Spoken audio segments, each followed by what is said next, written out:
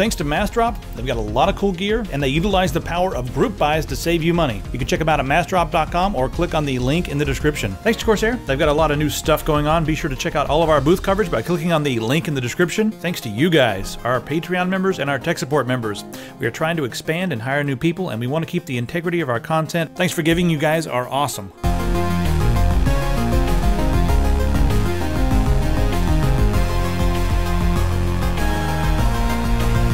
We are at Corsair, and they've got a bunch of cool new things. The first thing I want to check out is the Bulldog. Now, they've done a lot to this. As you can see, piano black finish. That is my reflection you're seeing right there. And it is exactly tuned to the blackness of a piano. So on the inside, they've moved a lot of things around, as a matter of fact. They've made it a little bit smaller so that it can fit in places that are slightly smaller. A few millimeters in each direction. As you can see back here, we have the Hydro Series HF liquid CPU cooling unit right there, and that's you can get that separately as well, but right there it is, already installed. Then we have the SF power supply that Paul's going to tell you about in just a second. And they've done something different with this. Before, it used to pull in air from outside of the case. They had some issues with that, just as far as, you know, general heat dissipation, especially around the CPU area here. But what they've done is they have it drawing air from the inside, and they find that it's performing better that way. They've elevated it, so it's mounted up a little bit. There's some space underneath there so that it can draw some air in. So that's kind of interesting. Back here, you'll see that they've also added a support bracket right there where the PCI Express ribbon cable is, so that's not going to be wobbly or flop around. They've just gone around the entire thing and up the quality while also making it a little bit smaller. And then they also have the GTX 980 in here. It does not come with this in all configurations, but you can get the 980. This is the Hydro 980 that they've partnered with MSI to make. And we'll take a look at that in just a second. So there's a few different kits you can get. You can get the Bulldog kit for only $299, and that comes with cooling, power supply, and motherboard. Let's take a look at the motherboard over here. You're going to get the Z170 motherboard. All you're going to need to do is add your RAM, your CPU, a hard drive, and your GPU. So you get a lot for the $299, in my opinion. And then you get the if you can get a full kit at scan.uk, like a full complete build for around $1,800. Or I mean, it'll have all this stuff and one of these in there as well. And you can also get that at Micro Center in the USA. Anyway, here's the MSI partnership that they've done here. This is a 980 Ti, and this has been overclocked. It's 20% higher than the stock clock, and you can push it even farther depending on how you fare in the Silicon Lottery. So it's just you can buy it up like that. And one thing else that's really interesting to me about this, there's no NVIDIA logo on this because they're not an official channel, you know, licensed NVIDIA dealer. They've just partnered with MSI, and there's going to be 500 to 1,000 of these in the wild.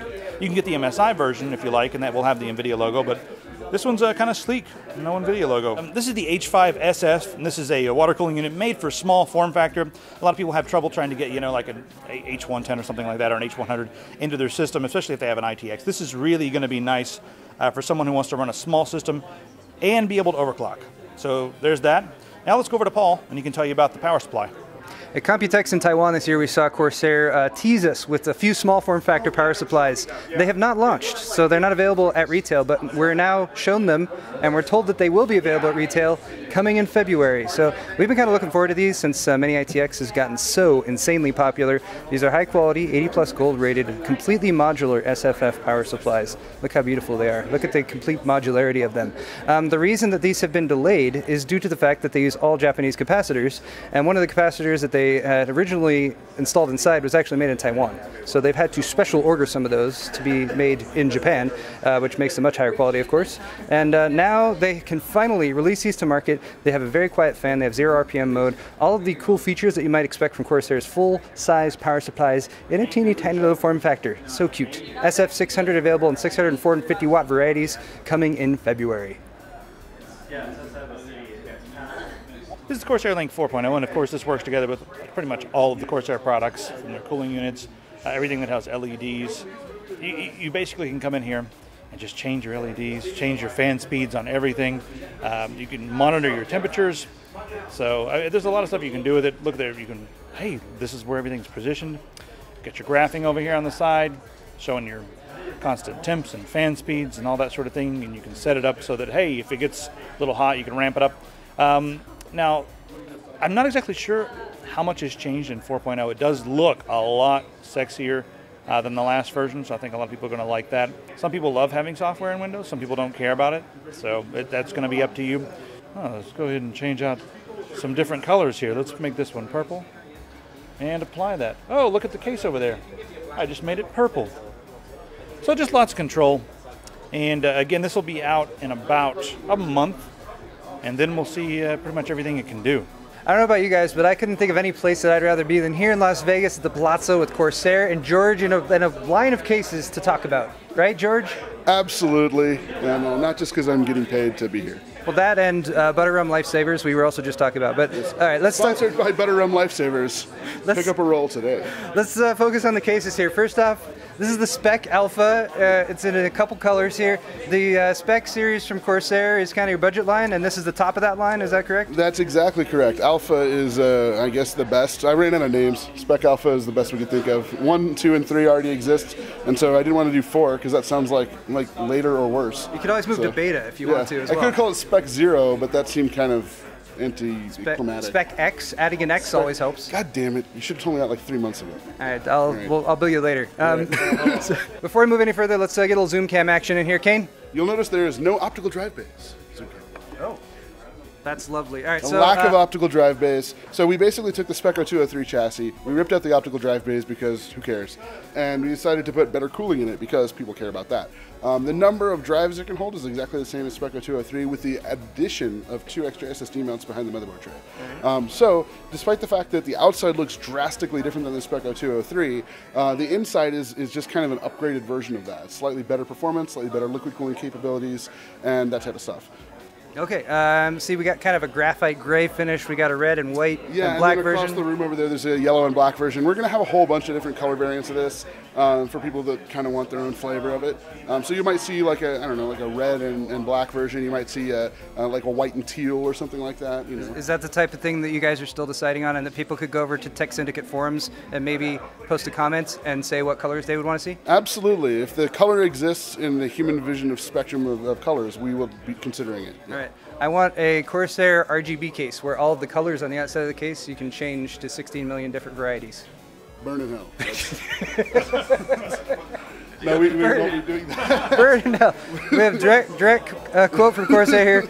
Burn in hell. Yeah, that's a technical term. So the one cool thing about this case is it does fit a 240 in the front. It has a 3-speed fan controller integrated. It's a big-ass window on it. It looks really, really drastically different. And for the feature set, it's $79. So it's kind of a mainstream price case. It's not like super expensive. It's not some flagship type thing. And it's heavily focused on kind of people who want a little bit edgier design. So we know it's not everyone's cup of tea. The word we use is polarizing. You either kind of love it or you hate it. There's very few people who have seen this who are like, yeah, I guess that's all right-ish. I mean, most people are like, that's awesome, or holy crap, why would you do that? So that's kind of what we wanted. We wanted to get some passion inspired, and whether it's hatred or love, it's better than nothing. Just like YouTube thumbs ups or thumb downs, it doesn't matter. There's no kind of sideways thumb, you know. They never asked the Caesar to just be like, yeah, it's fine. So George, you're a longtime fan of Missy Elliott, am I? Yes, yeah, exactly. Okay, so Corsair has flipped it and reversed it.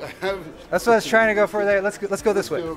Okay, 600C and then the newer 400C. What's the deal with these?